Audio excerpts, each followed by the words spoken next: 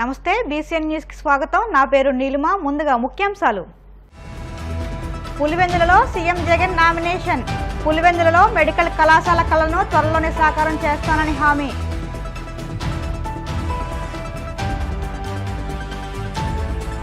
చిత్తూరు జిల్లా కుప్పం నియోజకవర్గంలో వైసీపీ అభ్యర్థి భరత్ నామినేషన్. చంద్రబాబుకు ప్రజలే తగిన గుణపాఠం చెబుతారని వ్యాఖ్య.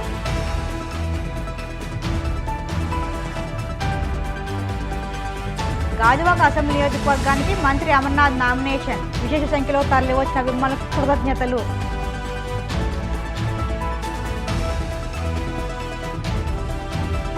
నెల్లూరు జిల్లాలో ఘోర రోడ్డు ప్రమాదం. వెనుక నుంచి వచ్చిన లారీని ఢీకొట్టిన కారు. వైసీపీ అధినేత ముఖ్యమంత్రి వైఎస్ జగన్మోహన్ రెడ్డి పులివెందుల అసెంబ్లీ అభ్యర్థిగా నామినేషన్ దాఖలు చేశారు. గురువారం ఉదయం పులివెందుల బహిరంగ సభలో పాల్గొన్న అనంతరం నేరుగా మినీ సెక్రటరియట్లోని ఆర్వో ఆఫీస్కు వెళ్లారు. అక్కడ పులివెందుల రిటర్నింగ్ అధికారికి నామినేషన్ పత్రాలు అందజేశారు.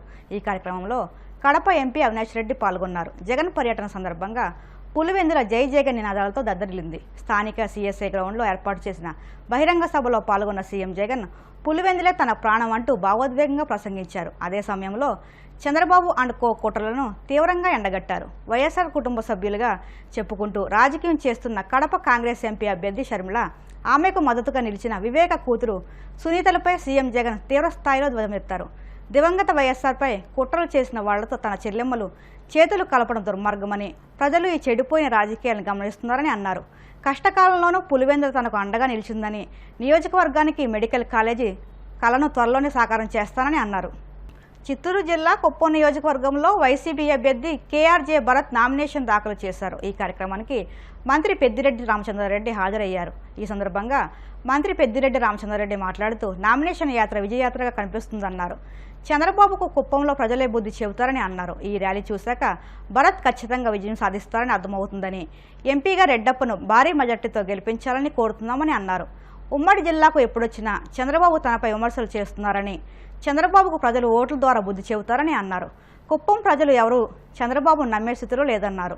కుప్పంలో వైసీపీ జెండా ఎగరడం ఖాయమని మంత్రి పెద్దిరెడ్డి రామచంద్రారెడ్డి ధీమా వ్యక్తం చేశారు. అమలు చేసిన సంక్షేమ పథకాలే తిరిగి గెలిపిస్తాయని స్పష్టం చేశారు.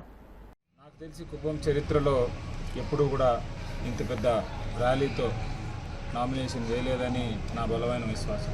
ఆ భగవంతుని ఆశీస్సులతో, జగన్మోహన్ రెడ్డి గారి ఆశీస్సులతో, పెద్దిరెడ్డి గారి నాయకత్వంలో ఖచ్చితంగా ఈసారి 5 ఏళ్లుగా జరిగినటువంటి మంచిని ప్రజలు గుర్తుపెట్టుకుంటారని, ప్రతి ఇంటికి జరిగినటువంటి మేలును, లబ్ధిని ప్రజలు మర్చిపోరని, అలాగే రాబోయేటటువంటి 5 సంవత్సరాలు కూడా మళ్ళీ జగన్మోహన్ రెడ్డి గారి నాయకత్వంలో నడిస్తేనే రాష్ట్రం కానీ ప్రజల జీవితాలు కానీ బాగుంటాయనేటటువంటి సంపూర్ణ విశ్వాసం ప్రజల్లో ఉంటుంది.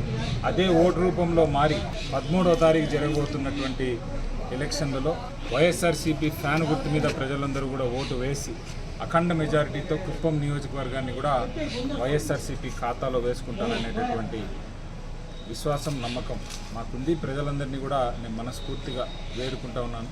ఈరోజు ర్యాలీని ఉద్దేశించి తమిళనాడు నుంచి, ఆంబూరు నుంచి, ఇంకెక్కడెక్కడో నుంచి కొన్ని వీడియోలు సంపాదించి ఆ వీడియోలన్నీ కూడా సోషల్ మీడియాలో వైరల్ చేసి మేము అక్కడి నుంచి తీసుకొస్తామన్నాం, ఇక్కడి నుంచి తీసుకొస్తామని వాడు కూడా వీడియో రికార్డ్ చేసేటప్పుడు కూడా నా పేరు ఇది, నేను పలానా ఊరోడిని నాకు చెప్పినారు, నా పేరు ఇది, నేను పలానా ఊరోడిని నాకు చెప్పినారు. అంటే నాకు జనరల్గా తెలియక అడుగుతా ఉన్నాను, ఎవడైనా బయట ఊరు నుంచి మనుషుల్ని తీసుకొని రమ్మంటే వాడి పేరు ఊరు చెప్పి వాడు ఏందో కనుక్కొని వాడిని తీసుకొని రమ్మని చెప్తారా అనేటటువంటి మినిమం కామన్ సెన్స్ ఈ టీడీపీ వాళ్ళకు ఉందో లేదో నాకు తెలియదు. నేను ఇంతకుముందు చెప్పినా ఇప్పుడు చెప్తా ఉన్నా, నేను ఒక్క మనిషినైనా కాన్స్టిట్యున్సీ బయట నుంచి తీసుకొని వచ్చుంటే దాన్ని మీరు ప్రూవ్ చేయగలిగితే విత్డ్రాయల్ మీకు ఓపెన్గా ఇచ్చేస్తాం.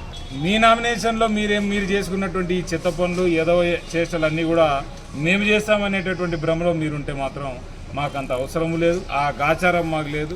ఈరోజు ఎటువంటి పరిస్థితుల్లో కూడా ఏ బూత్కి వెళ్ళినా కూడా వైఎస్ఆర్సీపీని మెజార్టీ తీసుకొచ్చేటటువంటి దమ్ము, ధైర్యం అలాంటి సైనికులు, కార్యకర్తలు మా దగ్గర ఉన్నారు. సో మేము బయట నుంచి మనుషులను తీసుకుని వచ్చి నామినేషన్ వేసుకునే కర్మ మాకు లేదు. ఎవడో పైన ఉన్నోనికి మేము పెద్ద చింపినాము, పొడిచినాము, చూడు మా తడాకా అని బయట నుంచి వచ్చిన వాళ్ళకి గొప్పలు చూపించుకోవాల్సిన అవసరము మాకు లేదు. ఇది మా ఊరు, మాకు సంబంధించినటువంటి నామినేషన్ మేము వేసుకున్నాం. నీలాగా ఎవడినో ఇంప్రెస్ చేయడానికి మేము పనిచేయాల్సిన అవసరం లేదు. కాబట్టి ఎవడెవడైతే వీడియోలు పెట్టినారో అందరి మీద నేను పోలీస్ కేసు పెడతా ఉన్నాను. వాళ్ళు ఎవరెవరైతే వీడియోలో మాట్లాడినారో కూడా ఒక 10 మంది దాకా మాట్లాడినారో, ఒక 4 ఆల్రెడీ ఐడెంటిఫై అయినారు. వాళ్ళని తీసుకొచ్చి స్టేషన్లో అప్పచెప్తా ఉన్నాను. ఎవడెవడైతే వాట్సాప్లో షేర్ చేసినాడో వాళ్ళందరి మీద కూడా పరువు నష్టం దాబా వేసి కోర్టుకి ఈడుస్తాను. మీరు చేసే ఎదవ పనులకి, మీరు చేసే చేష్టలకి మేము భయపడము. ఖచ్చితంగా మీకు శిక్ష పడి మీ కథ ఏందో నేను చూస్తానని కూడా సభాముఖంగా ప్రెస్ మీడియా ముఖంగా తెలియజేస్తున్నాను. మరొక్కసారి ఇలాంటి చిల్లర చీప్ దరిద్రపు కొట్టు చేష్టలు చేసేటటువంటి తిర్రి ఎదవలందరికీ కూడా నేను చెప్పదలుచుకున్నాను. ఇప్పటికైనా మారి చావండి. ఇన్నేళ్ళు 35 సంవత్సరాలు ఎవడో ఫేమస్ చేస్తారని ఊడిగం చేసి చచ్చారు. ఇప్పటికైనా మారితే మీ భవిష్యత్తు బాగుంటుందని మీ అందరికీ నేను తెలియజేస్తున్నాను. ఇప్పటికైనా కుప్పాన్ని అభివృద్ధి చేద్దాం, కుప్పం తలరాత మారుద్దాం. అది జగన్మోహన్ రెడ్డి గారితోనే సాధ్యం. మీరందరూ కూడా దయచేసి కలిసి రావాలని నేను ప్రజలందరినీ కూడా మనస్ఫూర్తిగా కోరుకుంటున్నాను. విశాఖ జిల్లా గాజువాక అసెంబ్లీ నియోజకవర్గ వైఎస్ఆర్ కాంగ్రెస్ పార్టీ అభ్యర్థిగా అమర్నాథ్ నామినేషన్ దాఖలు చేశారు. ఈ నేపథ్యంలో అమర్నాథ్ విజయోత్సవ ర్యాలీని నిర్వహించారు. ముందుగా మంత్రి అమర్నాథ్ సింహాచలం వెళ్లి నరసింహస్వామిని దర్శించుకుని ప్రత్యేక పూజలు నిర్వహించారు. ఆయన నివాసం నుంచి భారీ ర్యాలీతో బయలుదేరి జింకేట్ వద్దకు చేరుకుని అక్కడ ఉన్న పార్టీ ముఖ్య నాయకులు, కార్యకర్తల అభిమానులతో కలిసి కొత్త గాజువాక, సినిమా హాల్ కూడలి, పాత గాజువాక, చినగంట్యాడ ప్రాంతాల మీదుగా భారీ ర్యాలీతో ముందుకు సాగింది. నామినేషన్ అనంతరం అమర్నాథ్ మాట్లాడుతూ తన నామినేషన్ తరలివచ్చిన ప్రతి ఒక్కరికి పేరు పేరున్న కృతజ్ఞతలు తెలిపారు. రేపు ఉదయం కూడా ఒకసారి ఎవరైతే ఔత్సాహికులు ఉన్నారో వారందరితో కూడా ఒకసారి రేపు సమావేశం అవబోతా ఉన్నాను. గాజువాక నియోజకవర్గంలో ఉన్నటువంటి అంటే ఎవరైతే దీనికి మాకు రెస్పాండ్ అయ్యారో వారందరితో కలిసి ఒక సమావేశం ఏర్పాటు చేయాలని చెప్పి నిర్ణయం తీసుకున్నాం. ముఖ్యంగా గాజువాక వ్యాప్తంగా అనేక మంది యువకులు కానీ వారికి సంబంధించి స్కిల్ డెవలప్మెంట్ సెంటర్స్ కావాలని, ముఖ్యంగా పారిశ్రామిక ప్రాంతం కాబట్టి పారిశ్రామిక ప్రాంతంకి ఉన్నటువంటి పరిశ్రమల ద్వారా వారికి ఉద్యోగ అవకాశాలు స్కిల్ డెవలప్మెంట్ ద్వారా ఇప్పించాలనేటువంటి ఒక ప్రపోజల్ కూడా వారు చెప్పడం జరిగింది. స్థానికంగా రానటువంటి 5 సంవత్సరాల్లో గాజువాక ఏ రకంగా ఉండాలని చెప్పి గాజువాక ప్రాంత ప్రజలు కోరుకుంటారో వారి కోరిక మేరకు, వారి ఆలోచన మేరకే రేపు లోకల్ మేనిఫెస్టో కూడా ఉండబోతాం. మళ్ళీ రెండోసారి రాష్ట్రంలో వైఎస్ఆర్ కాంగ్రెస్ పార్టీ నాయకత్వాన్ని, జగన్మోహన్ రెడ్డి గారిని మళ్ళీ అధికారంలోకి తీసుకురావడానికి ప్రజలు ఎంత ఉత్సాహంగా ఉన్నారో అనేటువంటిది ఒక లోకల్ మేనిఫెస్టోతో కూడా ప్రజల్లోకి రావాలి. వారందరికీ కూడా స్థానికంగా ఉన్నటువంటి ఆలోచనల్ని మనం ప్రజల ముందు ఏ రకంగా నిలబెట్టుకుంటాం అనేటువంటి విషయాన్ని చెప్పాల్సినటువంటి బాధ్యత కూడా అభ్యర్థిగా నా మీద ఉంది. కాబట్టి తప్పకుండా ఆ విషయాలను కూడా త్వరలోనే ప్రజల ముందు పెట్టేటువంటి కార్యక్రమం చేయబోతా ఉన్నాం. రానుటువంటి కాలంలో మరింత సంక్షేమం, అభివృద్ధి రాష్ట్ర వ్యాప్తంగా ఈ ప్రాంతాల్లో కూడా చేసేటువంటి దాన్ని కూడా సహకరిస్తామనేటువంటి విషయాన్ని కూడా తప్పకుండా ప్రజలకు చెప్పి ఘనమైనటువంటి విజయాన్ని రేపు గాజువాకలో వైఎస్ఆర్ కాంగ్రెస్ పార్టీ సాధిస్తుందనేటువంటి దానికి ఈరోజు జరిగినటువంటి నామినేషన్ ప్రక్రియ, నామినేషన్ ఘట్టం ఏదైతే పెద్ద ఎత్తున వేలాది మంది గాజువాక నియోజకవర్గ వ్యాప్తంగా నలుమూల నుంచి వచ్చి విజయవంతం చేశారో వారందరికీ కూడా హృదయపూర్వకంగా మరొకసారి మీ ద్వారా వచ్చినటువంటి ప్రతి ఒక్క వ్యక్తికి, అభిమానికి, కార్యకర్తకి, నాయకుడికి అందరికీ కూడా హృదయపూర్వకంగా కృతజ్ఞతలు, ధన్యవాదాలు. రాష్ట్ర ముఖ్యమంత్రి వైఎస్ జగన్మోహన్ రెడ్డి అందిస్తున్న సంక్షేమ పథకాలే మళ్లీ గెలిపిస్తాయని కాకినాడ ఎమ్మెల్యే వైసీపీ అభ్యర్థి కురసాల కన్నబాబు పేర్కొన్నారు. కాకినాడ మండలం తిమ్మాపురం గ్రామంలో సర్పంచ్ బజవాడ సత్యనారాయణ ఆధ్వర్యంలో కాకినాడ ఎమ్మెల్యే వైసీపీ అభ్యర్థి కురసాల కన్నబాబు ఎన్నికల ప్రచారంలో పాల్గొన్నారు. ఎన్నికల ప్రచారంలో పాల్గొనేందుకు వచ్చిన కురసాల కన్నబాబుకు గ్రామస్తులు, పార్టీ నాయకులు, మహిళలు తిలకం దిద్ది హారతులతో బ్రహ్మరథం పట్టారు. ఇంటింటికి వెళ్లి రాబోయే ఎన్నికల్లో ప్రజలు ఓటు వేసి గెలిపించాలని కోరారు.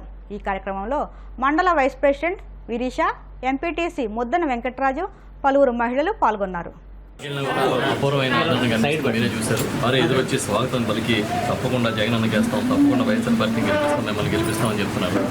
5 ఏళ్ల కాలంలో ముఖ్యమంత్రి గారు ఆయన తెచ్చుకున్న ఆ నమ్మకం ప్రజల్లో, చెప్పాడంటే చేస్తాడంటే, ఏదైనా ఒక మాట ఇస్తే నిలబడతాడనేది ఇవాళ ప్రజల్లో కనిపిస్తుంది. మేము కూడా నేను కానీ బజవాడ సచివాలయం వైఎస్ఆర్పీపీ గారు, వినీషా గారు, అదేవిధంగా మా ఎంపీటీసీ గారు వెంకటరాజు గారు, నాయకులందరూ, అదేవిధంగా బాబు గారు, అయితే నాయకులు చాలామంది ఉన్నారు, వార్డు మెంబర్స్, టీం వర్క్ చేస్తూ ఉంటారు. ఈ రోజున ఎవరికి ప్రజలకి ఏ సమస్య వచ్చినా కూడా మేము ఉన్నామని నిలబడే నాయకులు వాళ్ళకి ఉండడం, కష్టం వచ్చినా కరోనా వచ్చినా ఎప్పుడూ ప్రజల్ని విడిచిపెట్టి వెళ్ళకపోవడం, ముఖ్యమంత్రి గారు పారదర్శకంగా ప్రతి పథకాన్ని ప్రతి ఇంటికి చేర్చడం, ఇవన్నీ వాళ్ళ మా ఫలాలు. అందుకే ఎక్కడికి వెళ్ళినా కూడా నీరాజనాలు పడుతున్నారు. మేము ఉన్నాం, మేము మిమ్మల్ని గెలిపిస్తామని చెప్తున్నారు. వాళ్ళందరికీ కూడా శిరస్సు వచ్చి నమస్కరిస్తున్నాం. తప్పకుండా విజయం సాధిస్తాం. గతంలో కన్నా ఇంకా మంచి బడ్జెట్తో ఈసారి ఈ నియోజకవర్గంలో వైఎస్ఆర్ పార్టీ గెలుస్తాం. అదేవిధంగా కాకినాడ ఎంపీగా కూడా చంద్రశేఖర్ గారు ఖచ్చితంగా వైఎస్ఆర్ పార్టీలో గెలుస్తారని మేము నమ్ముతున్నాం. ఏవైతే చెప్పామో అవన్నీ పూర్తి చేశాం. ఇంకా డెవలప్మెంట్ ఇష్యూస్ కానీ సంక్షేమానికి సంబంధించిన ఇంకేమైనా ఉంటే అవి కూడా వచ్చిన తర్వాత తప్పకుండా చేస్తాం. ఎందుకంటే కులం చూడడం, మొత్తం చూడడం, ప్రాంతం చూడడం, మీరు ఏ పార్టీకి ఓటేశారని 2019 ప్రారంభంలోనే ముఖ్యమంత్రి గారు చెప్పి పథకాలు అమలు చేశారు. చంద్రబాబు నాయుడు లాగా కేవలం తన కార్యకర్తలను, తన సొంత మనుషుల్ని వాళ్ళని మాత్రమే చూసుకుని వాళ్ళే బాగుపడాలనే తత్వం సీఎం గారికి లేదు. కనుక ఇవాళ మేము ఇంత ఆదరణ పొందుతున్నాం. బడుగు బలహీన వర్గాలు, ఎస్సీ, బీసీ, మైనార్టీలు అన్ని వర్గాలు కూడా ఇవాళ జగన్మోహన్ రెడ్డి గారి కోసం నిలదీస్తున్నాయి. తప్పకుండా ఇప్పుడు కాసేపు ప్రకటనలు.